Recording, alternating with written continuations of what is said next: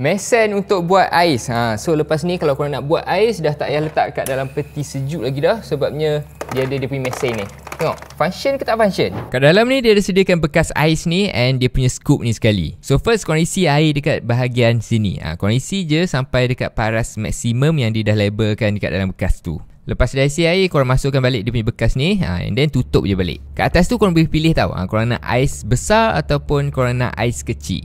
Ni proses macam mana dia buat ais tu. Bekas kat atas tu kan, dia akan naikkan. Lepas tu dia akan sedut air bagi bertakung kat dalam bekas tu. So besi yang ada dekat bahagian atas tu kan, yang banyak tu kan, yang tu dia akan bekukan air yang ada dekat dalam bekas tu. Macam korang nampak kan, dia punya besi tu dah sejuk, dia dah jadi macam ais yang warna putih-putih tu. So bila dah siap, dia akan buang air yang lebihan tu, and ais yang melekat dekat besi tu, dia akan jatuh satu persatu. So bila ais tu dah jatuh, dia akan cedok ais tu, dia akan masukkan dekat dalam bekas dekat sebelah tu.